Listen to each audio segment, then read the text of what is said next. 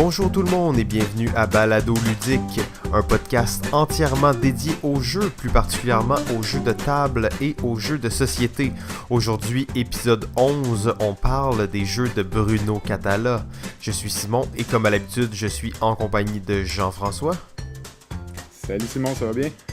Oh oui, ça va très bien et toi? Oui, ça va.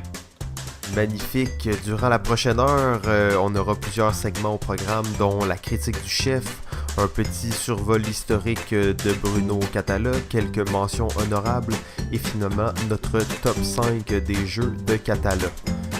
Mais tout d'abord, salut JF, j'espère que t'es en forme. Hello, oui, ça va, oui, ça va bien. On parle d'un auteur important là, aujourd'hui. Là. Ouais, c'est ça, exact. Bruno Cathala, on aura la chance d'en savoir un peu plus sur lui pour ceux qui le connaissent pas, mais c'est quand même un des auteurs contemporains les plus importants sur la scène du jeu de société. Mais tout d'abord, JF, je pense que tu as justement toi-même joué à un jeu de Cathala récemment, un qui est assez récent aussi.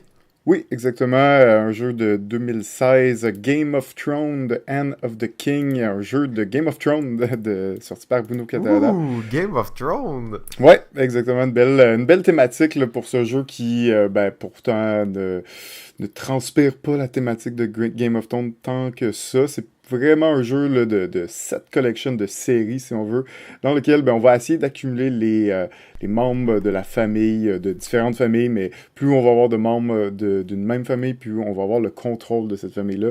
Notre but, c'est d'avoir le contrôle là, du plus de familles possible. C'est un beau petit jeu de cartes où on va avoir toutes les cartes sur la table. Et à ton tour, tu vas déplacer une carte centrale qui soit sur une carte de la même colonne ou de la même rangée afin de capturer des personnages dans ces rangées ou ces colonnes-là. Donc, vraiment simple comme jeu, beau petit jeu. Tu sais, faut pas s'attendre là, à un jeu de Game of Thrones où on sent vraiment la thématique à fond. Il existe ce jeu-là, il dure 6 heures. Donc, c'est pas ça. End of the King, c'est un petit jeu de 20 minutes. Vraiment léger, mais il est le fun. Moi, j'ai beaucoup aimé. C'était assez cute. On l'a joué à 4 joueurs. À 4 joueurs, on l'a joué aussi avec la variante en équipe. Donc, on était les 2 joueurs, 2 contre 2, là, à essayer de se partager les familles. Un des petits twists là, du jeu, c'est qu'on peut pas vraiment se parler entre coéquipiers. Et on a un jeton, un corbeau, et une fois dans la partie, chaque joueur peut dépenser son corbeau pour donner de l'information, pour parler à son coéquipier. Donc, c'est une petite twist, là, rien d'extraordinaire là, comme jeu, mais beau petit jeu, c'est clean, c'est vraiment là, dans l'efficacité des mécaniques comme on peut connaître là, de cet auteur-là, vraiment, vraiment clean. Donc, beau petit jeu, si vous aimez la thématique, vous cherchez un petit jeu qui joue bien à 2, mais à plus, ça joue jusqu'à 4. D'une vingtaine de minutes dans cette thématique-là, Game of Thrones, End of the King, c'est un bon petit choix, bon petit jeu à essayer. J'ai bien hâte de l'essayer, Je sais que c'est pas le gros jeu de Game of Thrones. Moi, j'ai bien hâte de voir un petit jeu de cartes. Est-ce que c'est quand même original comme jeu de cartes ou ça ressemble à des choses qu'on connaît? C'est original, mais en même temps, rien de flamboyant là, dans l'originalité.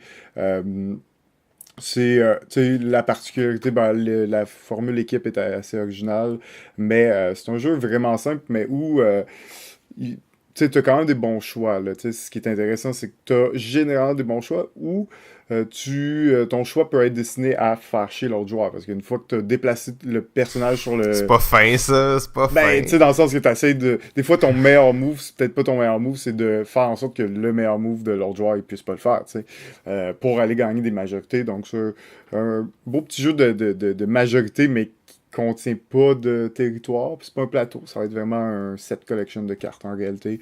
Il y a des petits effets là, qui viennent aussi donner un peu de punch là, puis de surprise dans le jeu aussi, qui rajoute un petit peu de fun au jeu. Rien d'extraordinaire, mais quand même, j'avais jamais vraiment joué à un jeu comme ça, même si j'ai l'impression que j'en ai joué, parce que c'est pas si différent de ce qui existe, là, mais quand même assez original.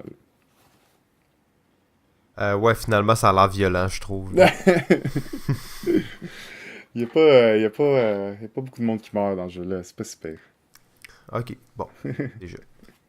De mon côté, j'ai eu la chance de jouer, en fait de rejouer à un jeu qui s'appelle Cat Attack Number Ouh, One. Smash! Smash! Smash! Alors, qui est un jeu que tu connais très bien aussi, mais qui est vraiment pas un jeu connu, en fait. D'ailleurs, ça, on pourrait appeler ça un jeu très underground. Je pense qu'il doit être assez difficile là, à trouver ici, mais si vous avez la chance de le voir, Cat Attack, c'est un jeu japonais qui est sorti l'année dernière dans lequel on va jouer au volleyball et on est vraiment des chats qui jouent au volleyball, donc Cat Attack. Euh, donc c'est typiquement le japonais visuellement. On a les petits chats qui font des smash justement, qui sont très mignons. Euh, Jeu principalement qui se joue à 4 joueurs 2 contre 2. Oui. Et ça représente tellement bien une partie de volleyball pour un jeu aussi simple que ça. Je crois que t'es d'accord avec moi Ah, là-dessus, Jeff. tellement minimaliste comme jeu, mais pourtant tu le sens. Puis la règle de. Tu sais, au volleyball, tu peux faire deux passes et un smash maximum. Ben, tu sais, ça, c'est là, puis tu la sens bien. Puis justement, là, quand on capote en disant smash, là, je pense que c'est important dans le jeu-là de dire ça, de le crier, en fait. Oui, puis c'est un jeu très rapide dans une partie. Ça dure quoi, 5 minutes, peut-être moins. Bon, là, tu peux jouer plusieurs rondes et tout ça, mais une ronde, là, c'est très rapide. Dynamique, t'as vraiment l'impression là, que t'es en train de jouer au volleyball. Là. Ouais, c'est un beau petit jeu de chat, c'est vraiment bien fait, très simple, vraiment cute. Ça joue en, mais comme tu dis, hein, c'est 4 joueurs. Il y a un mode pour 3 ou 2 joueurs, mais c'est moins intéressant. C'est vraiment à 4 joueurs que le jeu là, prend tout son sens et vraiment est d'un autre niveau parce qu'il y a un petit peu de limitation de communication entre ce qu'on a dans les mains. Donc, c'est bien fait, c'est bien fait. Smash! Smash! Ok, alors, et maintenant, préparez-vous pour la critique du chef.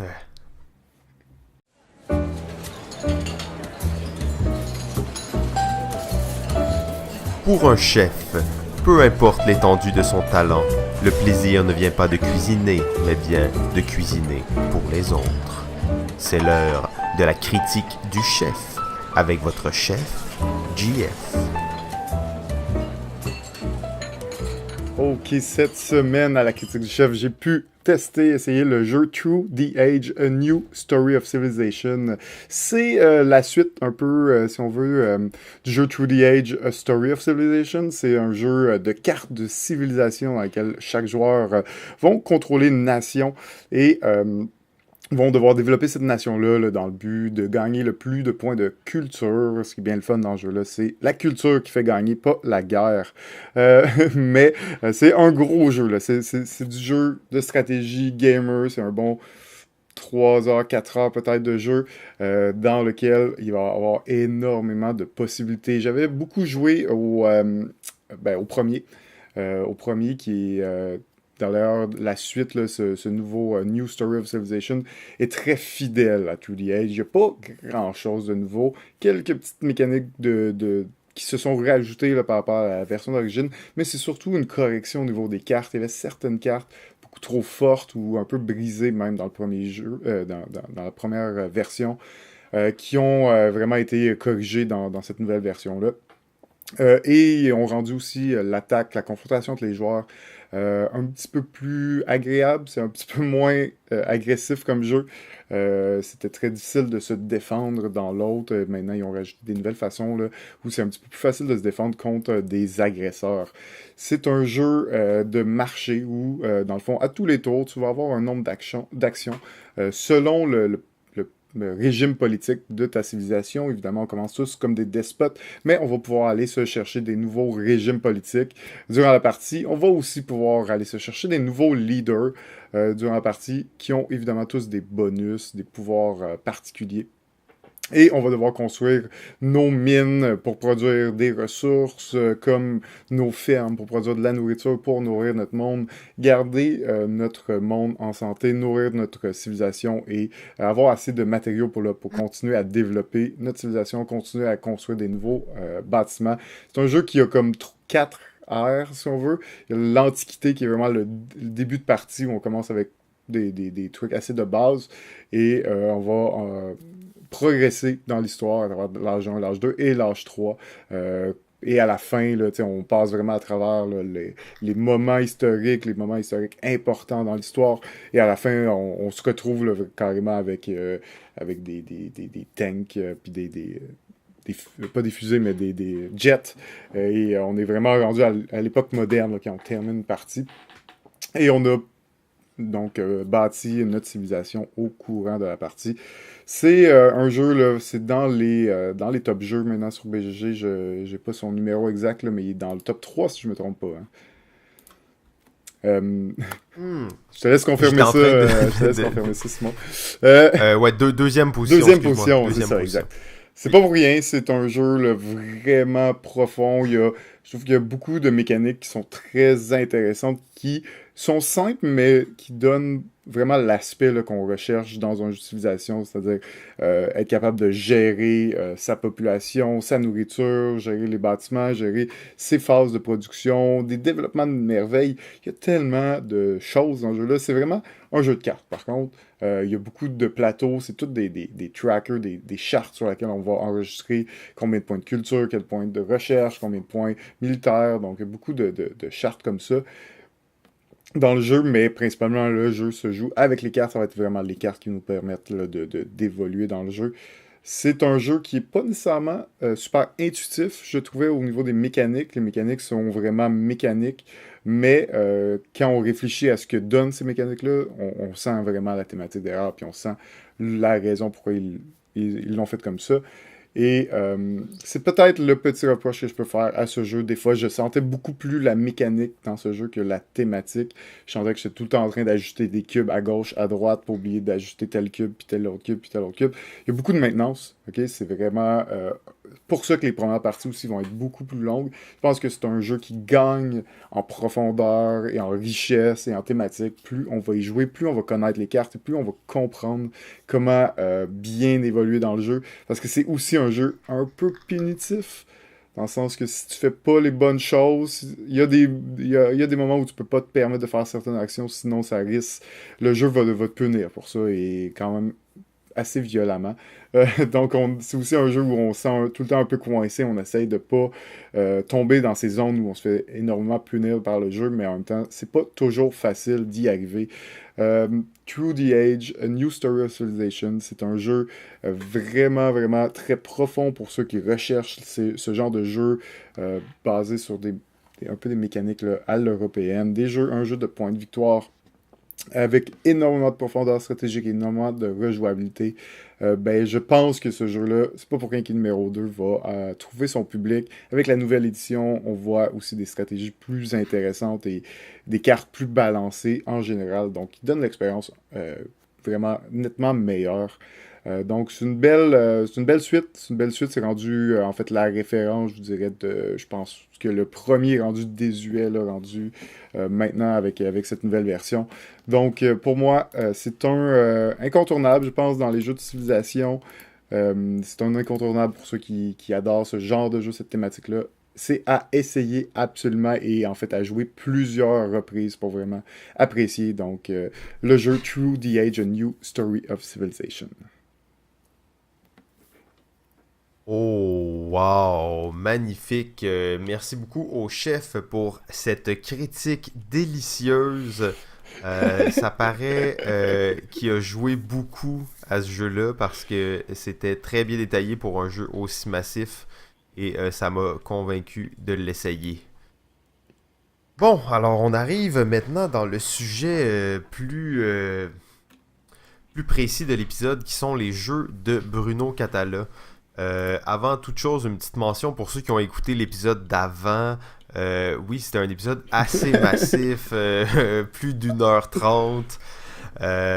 C'est ça. Alors là, on a décidé d'aller sur un thème pas nécessairement plus léger, mais où le bassin de jeu est peut-être un peu plus limité. Ce qui va nous permettre peut-être de faire un petit épisode léger. Là. Donc pour ceux qui viennent d'écouter l'autre puis qui viennent d'écouter deux de suite, ça va être relax. Ouais. Là, ça va... On va voir à la fin.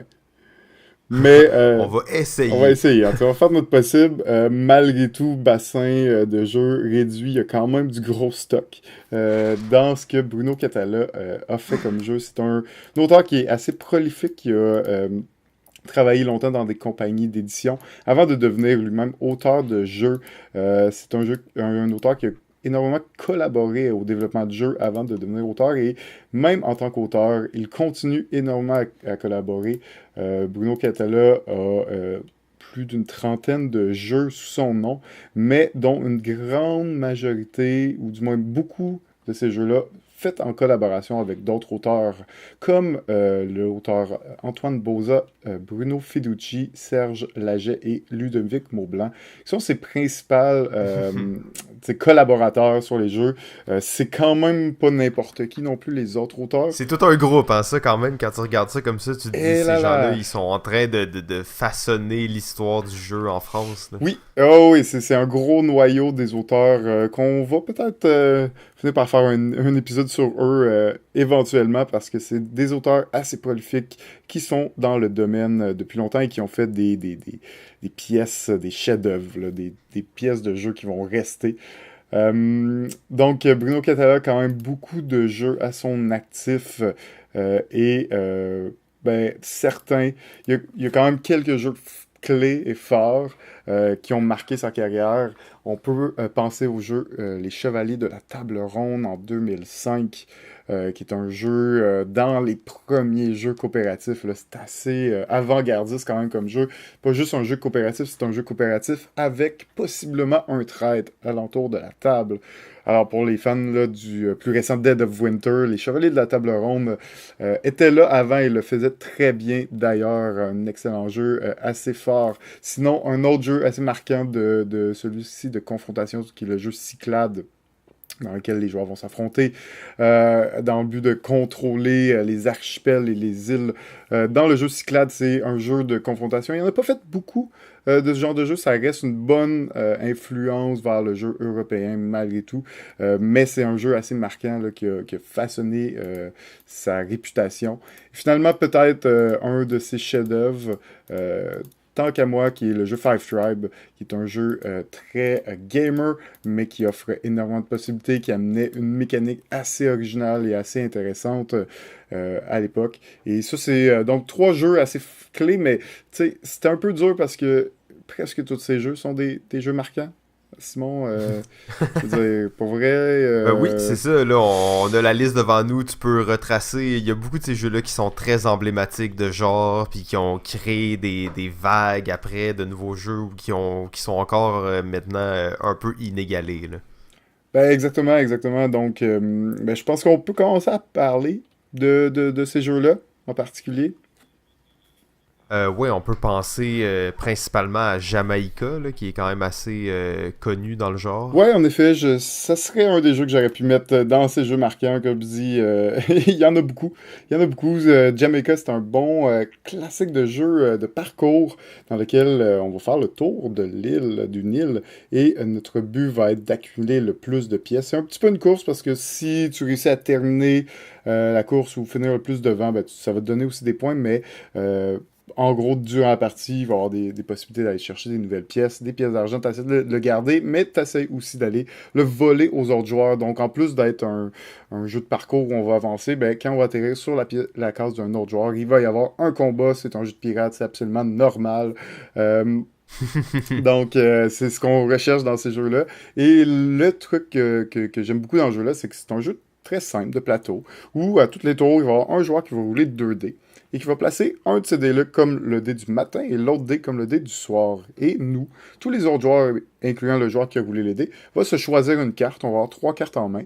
Une carte, en fait, sur les cartes, il y a 2 symboles, un symbole de matin et un symbole de soir. Tout simplement, la carte qu'on va jouer, ben, on va appliquer la valeur du dé du matin au symbole du matin. Donc, si ça nous dit avance, ben, si mon symbole du matin, ça me dit avance sur ton bateau, puis le déroulé du matin, c'est 3, ben, je vais avancer de 3 cases. Et si le symbole du soir, c'est, disons, récupérer des pièces d'or et que le déroulé, c'est 4, ben, je vais récupérer 4 pièces d'or. Donc, on va choisir nos cartes après le roulement de dés selon ce qui nous intéresse le plus par rapport à quelles valeurs ont été roulées pour le matin et le soir et quelle carte correspond le plus à ce qu'on a envie de faire. Donc, c'est un roll and move, mais où en réalité, ça va être les cartes qui vont dicter nos mouvements et qui vont influencer le roulement de dés. Donc, Vraiment un gros classique, Jamaica. Beau jeu, magnifique. Ils viennent en plus de sortir. Hey, c'est un jeu de 2007. Puis Oh ouais, cette ça fait un bout, année, ça. oui, ça fait un bout, mais là, cette année, on sorti la première extension pour Jamaica. C'est assez rare Ok. que des extensions sortent aussi longtemps. 10 ans plus tard. Ben, c'est ça, exact 10 ans après qu'un jeu soit sorti.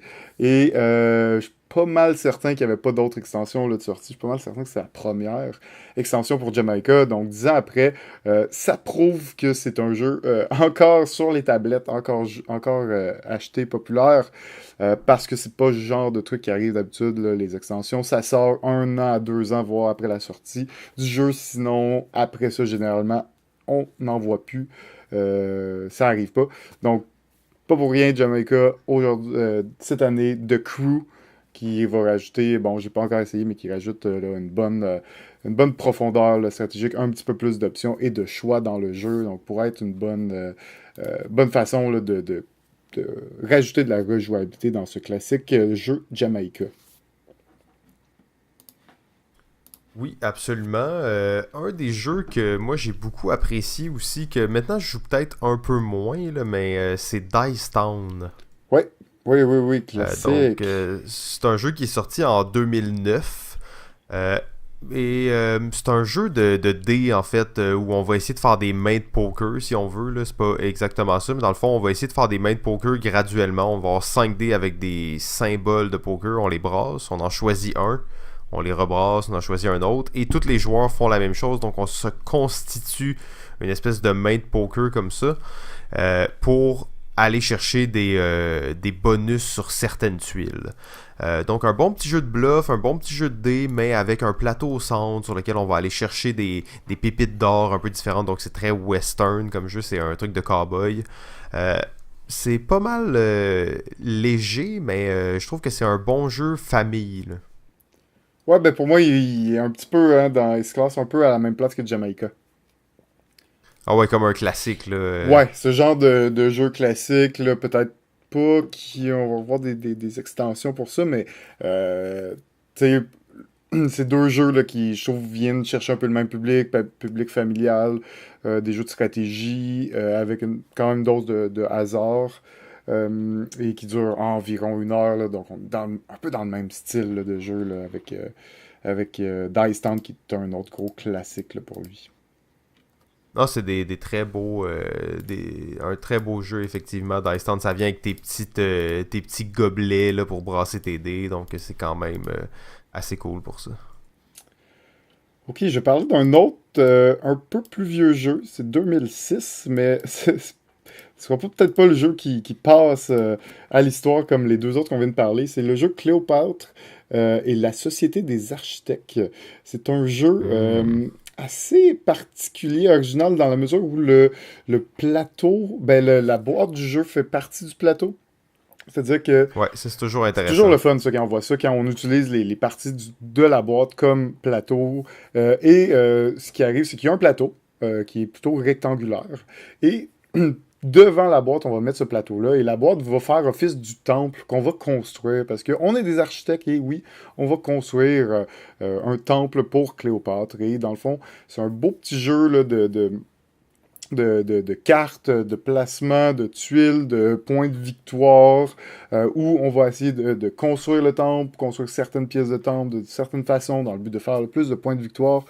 Écoute, j'ai pas joué souvent à ce jeu-là, j'ai joué, je pense, 1 ou 2 parties, ça date quand même, mais il va toujours me rester dans la tête parce que, tu vois, en partie, tu construis ce temple-là et là, tu ériges autant le temple que les grandes structures qui vont se retrouver devant le temple. Et à la fin, ben, t'as construit un temple. Donc, c'est vraiment, visuellement, c'est vraiment agréable comme jeu. Et c'est pas un jeu qu'on en entend beaucoup parler maintenant.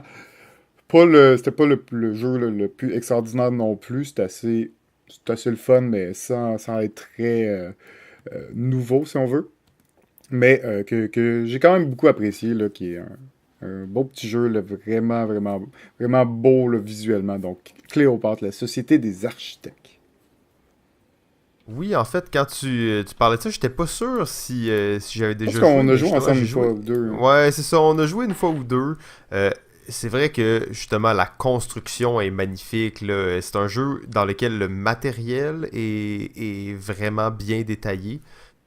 C'est pas quelque chose qu'on parle souvent pour surtout les jeux Euro 2006.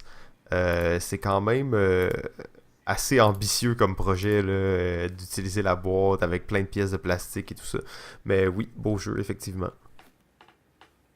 En fait, j'aimerais parler d'un jeu que je n'ai pas joué, en fait, qui est fait par Bruno Catala, mais aussi plusieurs autres auteurs, dont Antoine Boza, Ludovic Maublanc, Frédéric Henry. Ce n'est pas tous des auteurs que je connais, mais il y en a plusieurs autres. Il s'agit du jeu Conan. Conan, et oui, Conan le barbare, qui est Ich. un méga jeu de figurines. Et là, quand tu regardes l'équipe de designers qui l'a fait, ça se fait poser des questions. Tu sais, les Ouais. jeux de figurines et tout ça, c'est des jeux américains, tu sais, ou c'est des Et mécaniques si qu'on si connaît, c'était tout ça. pas Là, de c'est cette une... équipe-là, je suis pas sûr que ça m'intéresserait. Euh, Non, je serais pas peut-être exactement, pas en attiré fait. vers ce jeu-là, mais là, avec cette brochette d'auteurs-là, on peut se demander qu'est-ce qui se passe avec Conan.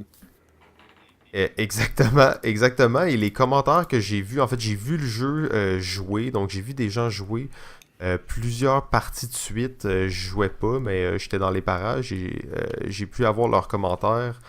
Et ça a l'air vraiment intéressant pour un jeu de figurines. C'est un jeu un contre tous.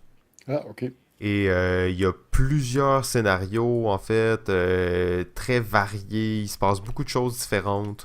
Je suis pas convaincu que c'est des scénarios que tu es obligé de jouer euh, dans un ordre précis. Je pense que c'est plus des scénarios. Peut-être qu'il y a des mini-campagnes, mais il y a l'air d'avoir beaucoup de stock.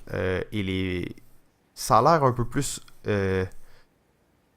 Peut-être un peu moins américain dans les mécaniques. Donc un petit peu plus euro, un petit peu plus de gestion, peut-être un peu plus de stratégie, j'oserais croire.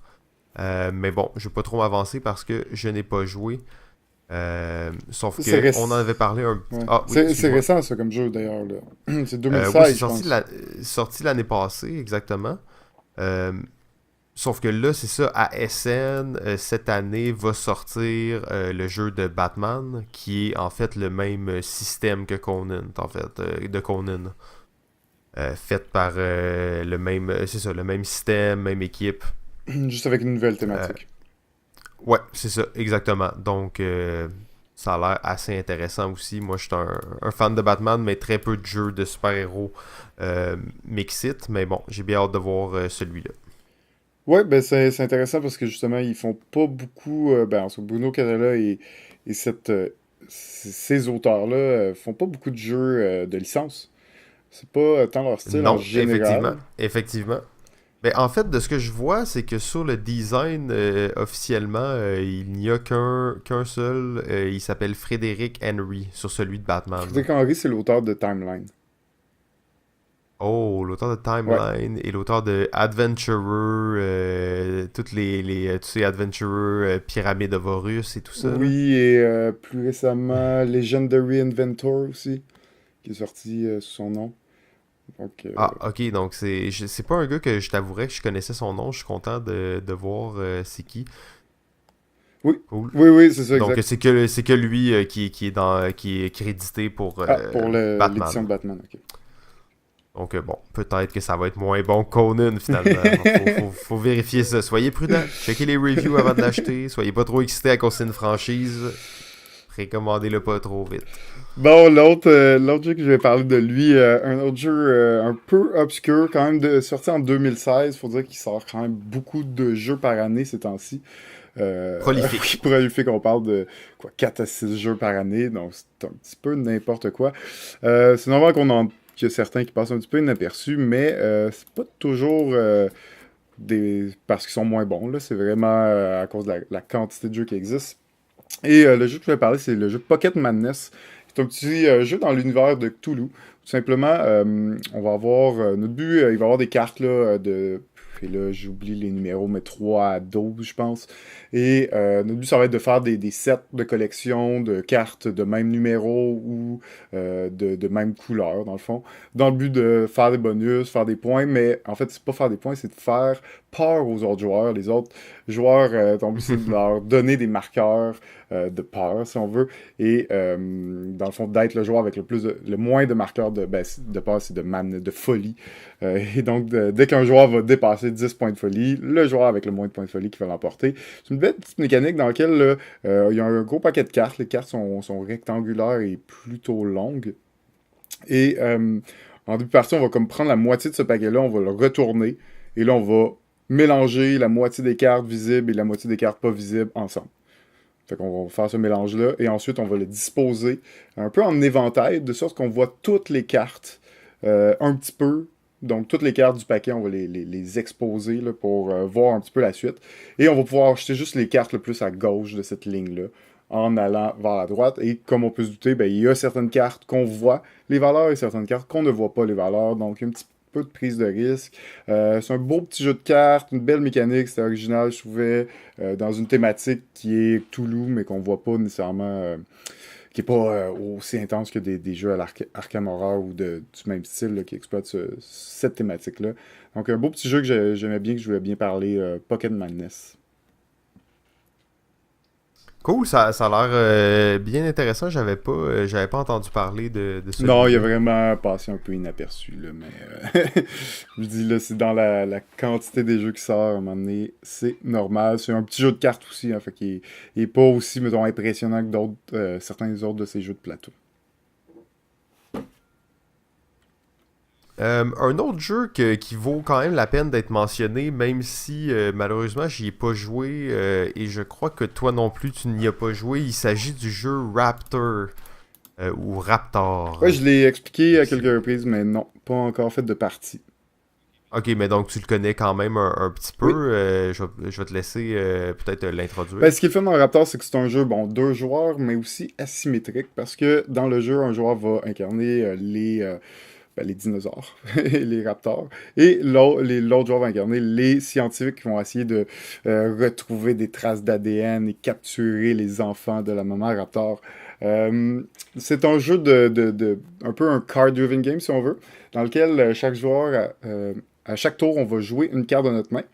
Et sur la carte, il y a un numéro. On a les mêmes numéros, là, valeur, je crois que c'est 1 à 10, et un effet. Si tu es le joueur qui a joué la carte la plus élevée, ben, tu vas faire l'effet de ta carte. Et quand tu es le joueur qui a joué la carte la plus faible, tu vas faire un nombre d'actions égal à la différence des deux cartes qui ont été jouées. Donc tu pourrais avoir beaucoup d'actions un tour parce que tu as joué un 1 puis l'autre a joué un 6, dépendamment. Et évidemment, il y a des actions de base que tu peux faire. Tu as un certain nombre de choix d'actions. Donc quand tu as 6 actions, ben, tu fais autant d'actions que tu souhaites là-dedans. Donc, il est intéressant. Un jeu asymétrique, c'est toujours le fun. C'est pas son premier asymétrique, donc on sait quand même qu'il maîtrise un peu le domaine. J'ai quand même un petit peu peur. J'ai l'impression qu'il y a peut-être un rôle un petit peu plus facile que l'autre. C'est ce que j'ai cru voir. Je n'ai pas encore vraiment là, pu le tester, l'essayer à fond pour avoir euh, le, le- le- l'idée là, générale, là, vraiment, là, est-ce qu'il y a un gros débalancement ou c'est juste quelques stratégies qu'il faut vraiment adapter pour bien jouer les deux côtés du jeu. Donc, vraiment, c'est un jeu à essayer. J'ai vraiment, vraiment hâte de l'essayer. Ça a l'air vraiment particulier, intéressant. Les jeux asymétriques aussi sont toujours vraiment intéressants pour ça, d'amener des jouabilités différentes, des stratégies complètement différentes d'un rôle à l'autre. Donc, Raptor. Oh, un jeu asymétrique, effectivement, c'est assez rare les jeux asymétriques. Toujours intéressant comme concept à explorer. Est-ce que c'est le moment du top 5? C'est le moment du top 5. Ouh, alors, sans plus attendre, le top 5 des jeux de Bruno Catala. Numéro 5. Alors, mon numéro 5 est le gagnant du Spiel cette année, et c'est le jeu King Domino qui est sorti, ben, évidemment, en 2016. King Domino, petit jeu de construction de royaume, très simple, c'est 15 minutes chaque joueur, on va acquérir à chaque tour des dominos qui ont des types de terrains différents, on va devoir les associer avec les mêmes types de terrains et essayer de placer le plus de couronnes sur nos terrains pour faire le plus de points de victoire. Alors c'est quand même un petit jeu abstrait, mais où l'enveloppe là, de ce jeu, le design est super, le jeu est magnifique, et on n'a pas l'impression tant que ça d'être dans un jeu de stratégie abstraite. Une petite mécanique simple mais efficace. C'est pas un jeu révolutionnaire, mais c'est un jeu qui est solide et qui amène ce que un jeu comme ça, là, d'une quinzaine de minutes de stratégie, 2 à 4 joueurs, peut amener. Et c'est pas pour rien que c'est le jeu de l'année. Et dans mes favoris d'ailleurs, j'aurais pu en parler là, parmi les jeux marquants de Bruno Catala, quoi qu'on va peut-être attendre à l'année prochaine là, pour être sûr que c'est bien le cas. C'est encore un peu frais comme jeu, mais j'en doute pas qu'il va devenir dans ses classiques. Et d'ailleurs, son prix au Spiel, c'était sa première, son premier prix gagnant. C'est la première fois qu'il gagnait, pardon, au Spiel. Donc, c'est quand même une grosse année pour lui. Et vraiment content là, de voir gagner à ce concours si prestigieux avec le jeu King Domino. Oh oui, alors King Domino, ben, tout a été dit sur ce jeu-là, un petit chef-d'œuvre. Mon numéro 5, il s'agit du jeu Abyss. Abyss, sorti en 2014, qui est un jeu assez sombre, je dirais, juste au niveau du artwork, des dessins, en fait, c'est un jeu assez sombre. Euh, Ça fait quand même assez longtemps là, que j'y ai pas joué, mais c'est un jeu en fait de cartes dans lequel on va acquérir si on veut, des personnages, là, des Lords of the Abyss, en fait, des seigneurs des abysses, pour obtenir, dans le fond, le contrôle de certains lieux. Alors, Mm. certains personnages permettent d'aller prendre certains lieux, et c'est un jeu aussi de draft, donc on va recevoir des cartes, on va les choisir comme ça. Euh, Jeu de cartes bien intéressant à mes souvenirs. Je dois avouer que ça fait un petit moment que j'y ai pas joué, mais si je me rappelle bien, il y a une très grande quantité de pouvoirs différents et ça va faire varier les parties là, d'une manière assez poussée. Ouais, il est très bien. Moi aussi, ça fait un petit peu que j'ai pas joué. Un des trucs que je me rappelle là, du jeu-là que je trouvais vraiment important, mais pas important, mais vraiment intéressant en jeu, c'est que tu sens pas, il n'y a pas c'est ce qu'on appelle le downtime, le temps d'attente d'un Hmm, tour à l'autre, oui. parce que tu es généralement assez actif même pendant le tour des autres joueurs. Donc ça fait en sorte que t'as pas, tu sais, des fois il y a des jeux que, bon, ça prend du temps avant que ça arrive à ton tour, t'as pas grand-chose à faire, à réfléchir quand c'est pas ton tour, donc des fois le temps de jeu peut être vraiment euh, handicapé Pas par. fluide, là, Ouais, ouais. c'est ça. Puis handicapé par ce genre de situation. Dans ce jeu-là, là, c'est vraiment presque à chaque tour, t'es actif, t'as quelque chose à faire même pendant le tour d'un autre joueur. Donc, vraiment dynamique comme jeu, beau jeu là, qui concentre plein d'idées. Là. Il y a encore une question de majorité de cette collection, tout ça. Donc, superbe aussi comme jeu. Oui, une esthétique un petit peu plus dark que ce qu'on peut connaître de ces jeux à l'habitude, peut-être. Mais des illustrations vraiment superbes. Même quand le jeu est sorti, je pense qu'il y avait tu sais, le jeu, la boîte, il n'y a même pas de nom dessus, là. C'est vraiment juste une grosse Non, face. c'est juste une face, puis ils en ont fait comme deux, trois Ouais, éditions différentes avec des exact. visages différents. Exact. Là, ils en ont juste une, là. Je pense Ouais. ils ont juste la bleue qui tiennent, mais au début, là, il y avait comme, tu sais, trois ou quatre même boîtes différentes avec un cover différent parce que le design là, de ce jeu-là est magnifique et ils ont sorti des livres après avec d'autres designs inspirés de ce livre-là du même artiste. Donc, ouais, superbe jeu d'ailleurs, Abyss, ouais.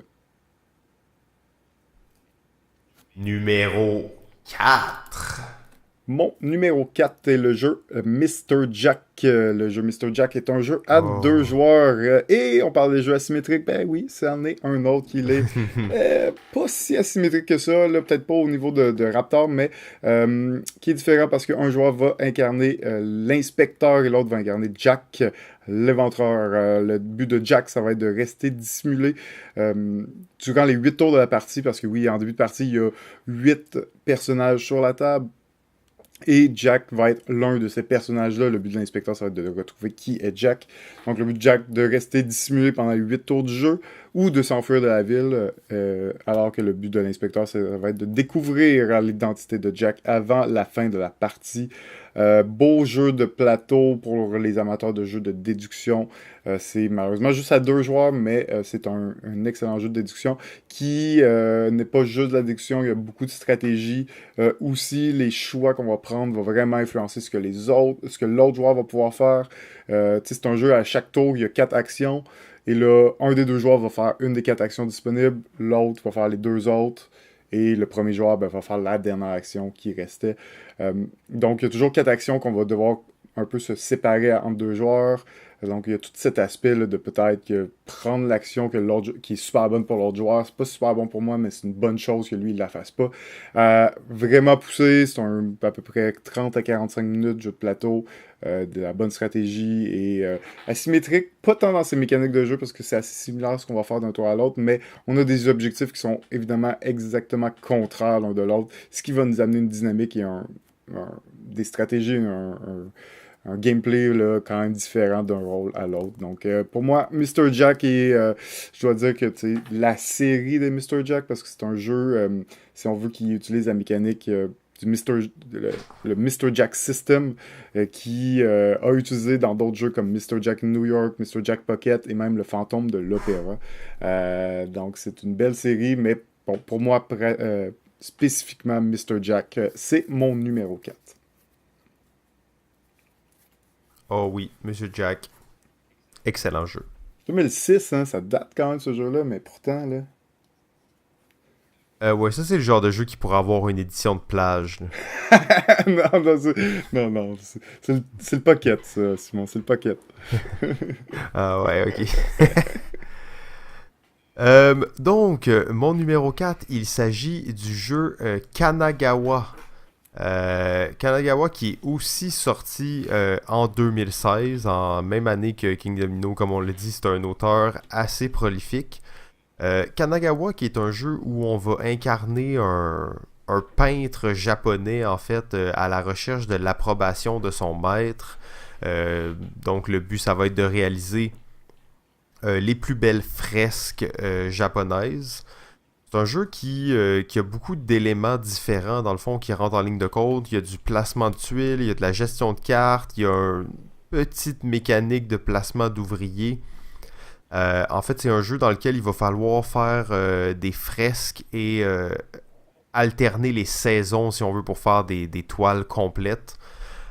Super beau jeu. En fait, un petit peu compliqué à saisir, je dirais. Surtout que c'est un jeu qui s'adresse vraiment à toute la famille. Là, mais une fois qu'on a saisi le concept général, c'est un jeu très stratégique. Oui, ben, il est dur à décrire parce que c'est un petit peu particulier, Ouais, hein, c'est comme ça. jeu. Puis c'est vrai que c'est pas son jeu le mainstream, là. C'est pas son jeu là, qui va se vendre le plus parce que oui, comme tu dis, il est un peu particulier. Il est pas, tu sais, il est pas compliqué, mais en même temps, les mécaniques sont un peu spéciales, qui fait que c'est pas super intuitif au début. Mais il est magnifique le jeu, c'est pas mal dans sa lignée des petits jeux là, qu'il fait, mais là on dirait qu'il a mis beaucoup de choses là-dedans, il a essayé d'en mettre beaucoup là, et ben, ça paraît, c'est un petit peu plus difficile peut-être que ces autres, mais il est quand même super le jeu, puis 2016, c'est une grosse année pour lui là, 2016, là, même l'autre jeu que je parlais, Pocket Madness aussi c'est 2016, Crisis Mystique c'est 2016, tu sais, il y en a là, avec King Domino, tout ça. C'est quand même assez intense. Là, c'est normal qu'on n'entende pas parler de tout, là. Ouais, ben en fait, c'est quand même. C'est ça, c'est le genre de jeu. Et juste pour mentionner aussi Dice Star, qu'on n'a pas vraiment parlé, mais Ouais, 2016. en effet. Donc, c'est ça. Kanagawa, c'est un jeu, une fois qu'on a comme percé la coquille, si on veut, là, c'est un jeu absolument fascinant. Numéro 3. Alors, mon numéro 3 est le jeu Seven Wonders Duel. Seven Wonders Duel, c'est une version à 2 joueurs du classique jeu Seven Wonders qui est de l'auteur Antoine Boza. Et dans Seven Wonders Duel, eh bien, c'est une collaboration entre Antoine Boza et Bruno Catala qui a donné ce petit chef-d'œuvre de jeu à 2 joueurs de civilisation dans lequel chaque joueur, on va avoir des merveilles à construire, mais aussi un peuple, une cité à construire, donc avec des cartes. Le jeu Seven Wonders, c'était vraiment un jeu de draft, là. On avait parlé là, dans les jeux de cartes, un jeu marquant au niveau des jeux de draft où le jeu, c'est tout simplement, on pige des cartes dans un paquet, puis à la fin, on compte les points.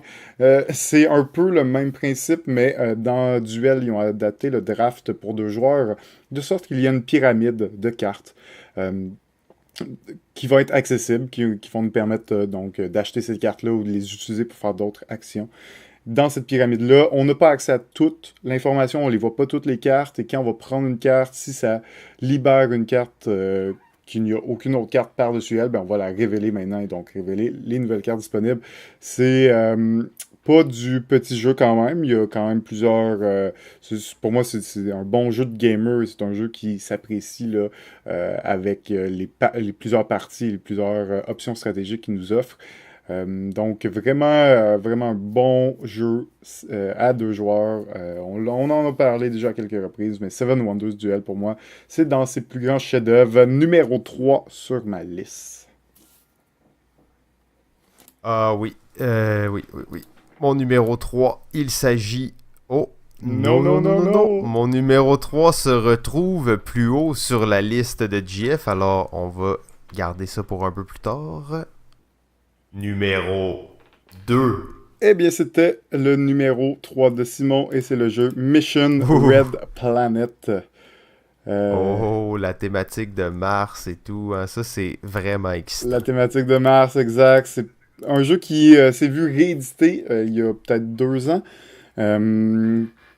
Qui est un jeu de majorité, où on va envoyer nos astronautes dans des petites fusées, conquérir Mars et essayer de placer le plus de ces astronautes dans le plus de territoires possible dans le but de récupérer les ressources de ces territoires-là et par le fait même faire des points de victoire. C'est un jeu de majorité qui se joue jusqu'à 6 joueurs et c'est un jeu de pas de cartes, c'est vraiment un jeu de plateau, mais à tous les tours, chacun de nous, on va jouer simultanément une carte. On va avoir tous les mêmes cartes en main. Numéro 1 à 10, avec des effets dessus. Et quand tout le monde, on va avoir joué notre carte face cachée, on va faire le décompte. On va dire, OK, qui a joué la carte numéro 10? Si personne ne l'a fait, on va dire, OK, qui a joué la carte numéro 9? Si du monde en ont joué, ils vont dévoiler leur carte et ils vont faire l'action de la carte. Donc, on va y aller comme ça, on va passer à travers toutes les cartes jusqu'à ce temps que on a fait nos actions. Quand c'est terminé, la carte qu'on a utilisée, on ne peut pas la réutiliser. On va jouer une nouvelle carte pour un nouveau tour. Donc, ils sont juste super dynamiques. Il n'y a pas vraiment... oui, il y a des tours de jeu, mais en réalité, ça va vraiment varier par rapport à la carte, le numéro que tu as joué, par rapport aux autres cartes que les autres ont joué. Je te laisse parler, parce que sinon, je vais en parler pendant des heures encore. Oh non, je pense que vraiment, c'est... une des forces de ce jeu-là, et on en parlait un peu tantôt avec un autre jeu de Catala, mais c'est des jeux dans lesquels tu es tout le temps actif, en fait. Ouais, exact. Il n'y a pas beaucoup de temps d'attente dans ce jeu-là. Non, effectivement, moi, c'est un jeu là, qui m'avait bien impressionné à ce niveau-là, parce que tu as l'impression que tu joues à un jeu quand même assez complexe, mais tu vas jouer une partie en 45 minutes, 1 heure à peu près, si je me souviens bien. Ouais, c'est à peu près ça. À 6, c'est sûr que ça peut peut-être être un petit peu plus long, mais on est quand même dans ces temps-là, là, vraiment en haut d'1 heure. Oh oui, en fait, très très bon jeu. Mon numéro 2, il s'agit du jeu Le Petit Prince. Est-ce que en français c'est Fabrique-moi une planète ou Fais-moi une C'est bien planète ça, ouais. en anglais, Quelque chose comme Make ça. Me a Planet. En fait, c'est un tout petit jeu ultra simple de placement de tuiles dans lequel on va bien entendu construire une planète. La mécanique de base, c'est dans le fond, un joueur va à tour de rôle prendre un paquet, choisir une tuile, le placer sur sa planète, passer ça à son voisin qui choisit une tuile, qui le met sur sa planète, et ainsi de suite. Jusqu'à ce qu'il n'y ait plus de tuiles, on recommence ce système-là jusqu'à ce que notre planète soit construite.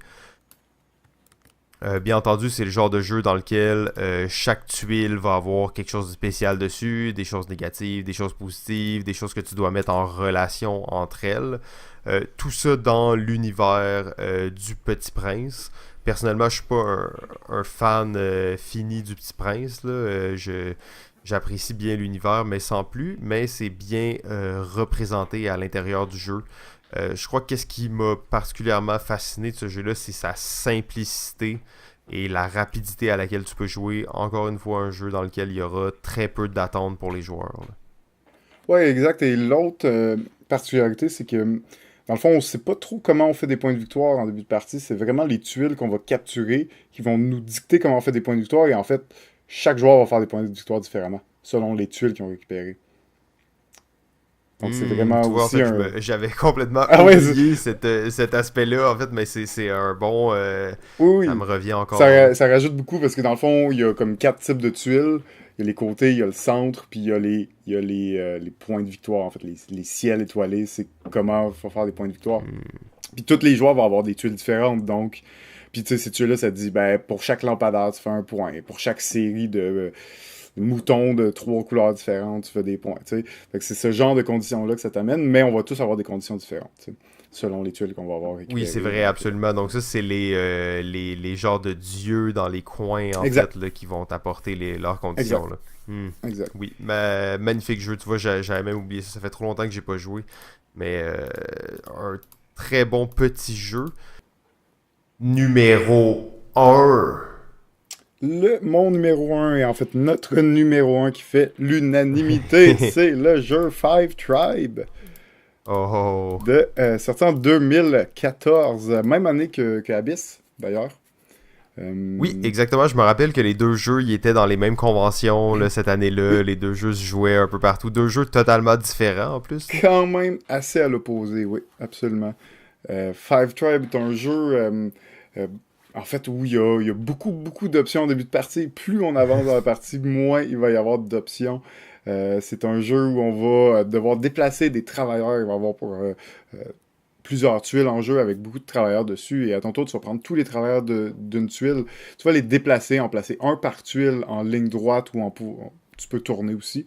Et le dernier travailleur que tu laisses sur une tuile, ben, ça va te permettre de récupérer certains travailleurs et faire l'action du travailleur et l'action de la tuile. Pas un jeu facile à décrire comme ça, hein, Simon. Non, non, c'est un jeu, c'est un genre de jeu de Tetris avec un Candy Crush intégré, mais le jeu aussi, tu sais, du serpent, là, où tu laisses des traces derrière toi. Ouais. Beaucoup trop de choses que tu peux faire. Et c'est vraiment au fur et à mesure d'enlever des travailleurs qu'on va réduire ces options-là. Et là, on va pouvoir voir un petit peu plus quelles sont les meilleures options que d'autres. Et en fait, c'est tout l'inverse de Abyss, parce que à Abyss, je te disais d'ailleurs que c'était un jeu qui était le fun parce qu'il n'y a pas de temps d'attente, on est toujours actif. Mais dans Five Tribe, c'est Oui, exactement ça l'inverse. c'est... C'est exactement l'inverse.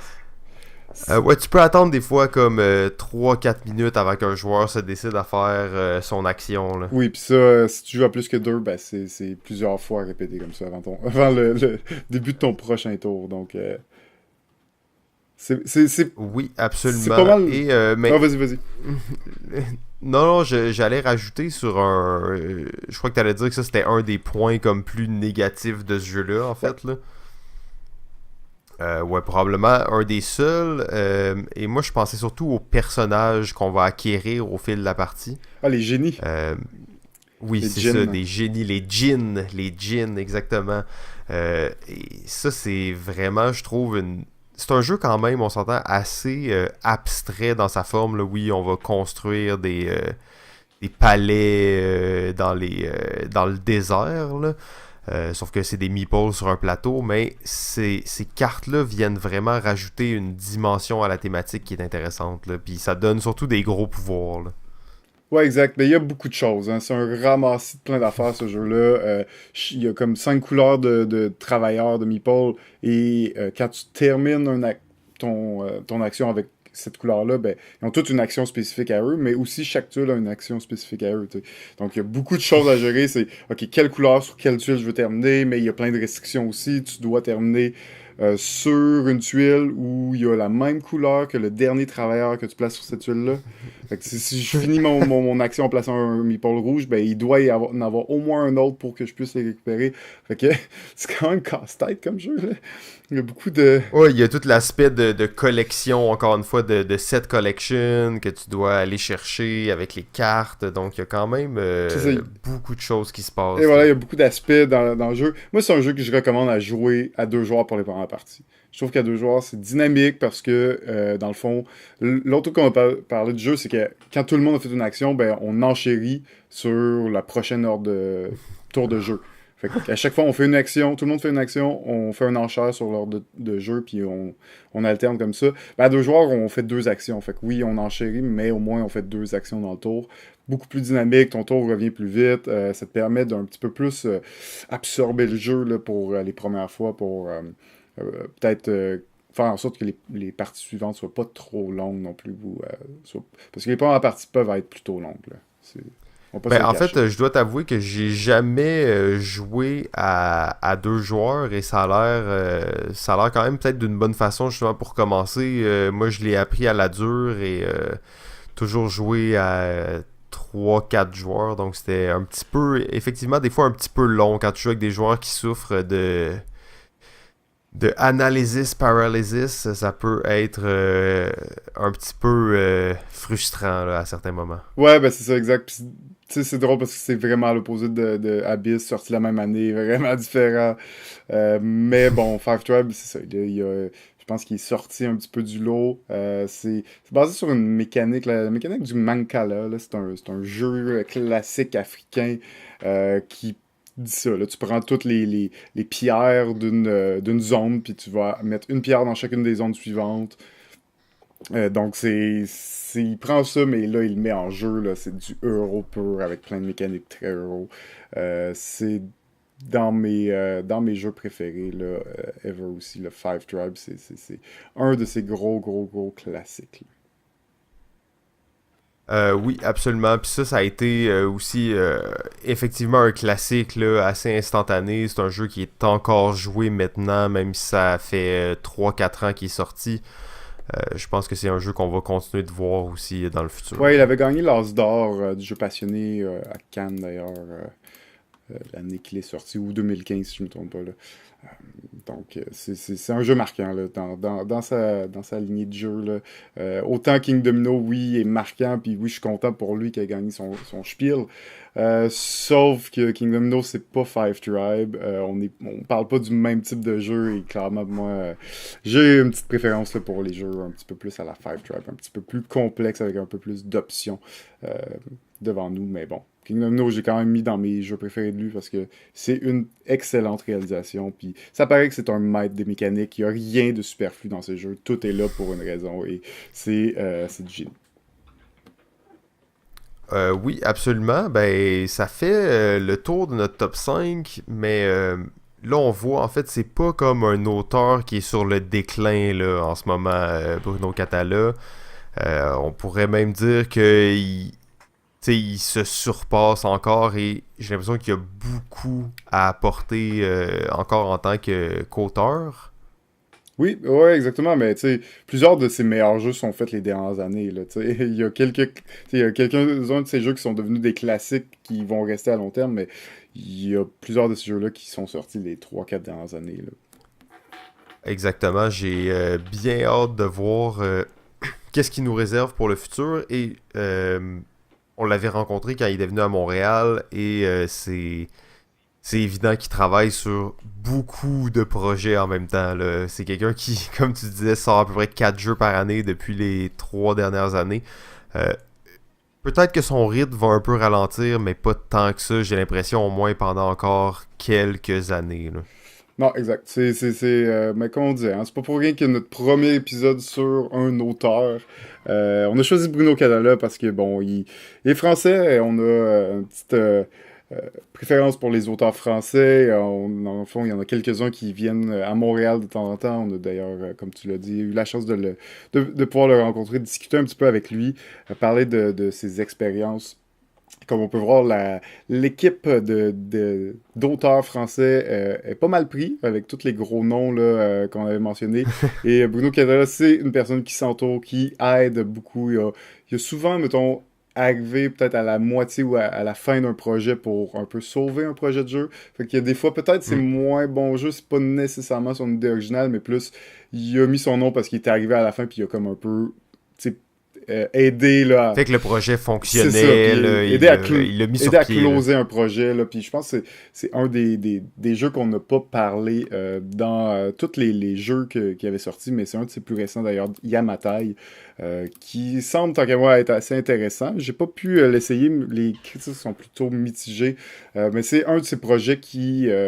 oui, tu sens qu'il y a la touche catalogue, mais c'est pas un projet tant original de lui. C'est un jeu, il a sauté un petit peu là, pour aider là, à finaliser le projet, à closer le projet et pouvoir sortir le jeu dans une qualité là, acceptable. Donc, c'est peut-être pas donc une de nos mentions honorables malgré tout, mais ça reste que c'est vraiment un auteur là, vraiment généreux de son temps et de ses connaissances et qui aide beaucoup, qui a beaucoup aidé les communautés de nouveaux auteurs à se développer. Là, puis il est très actif là, dans toutes les conventions partout dans le monde. Il se promène, il va voir son public, puis il va parler au monde. C'est super, super agréable pour ça. Ah ben je pense que ça c'est un excellent mot de la fin, JF. Très belle conclusion sur Catala. Merci tout le monde. J'espère que vous avez apprécié notre balado cette semaine. Vous pouvez nous suivre principalement sur Facebook à Balado Ludique. Pour télécharger notre podcast, il y a plusieurs options. RZO, Balado Québec, iTunes, sur Android ou encore sur YouTube. N'hésitez pas à nous laisser vos commentaires ou à nous envoyer des questions. Ça va nous faire plaisir d'interagir avec vous. Merci à tous ceux qui nous suivent déjà sur Facebook. C'est très apprécié de voir que vous êtes là en grand nombre et que vous participez. Sur ce, JF, merci beaucoup pour ta grande collaboration à Hey, merci à l'épisode. toi, Simon. Et on se retrouve la semaine prochaine. Ciao.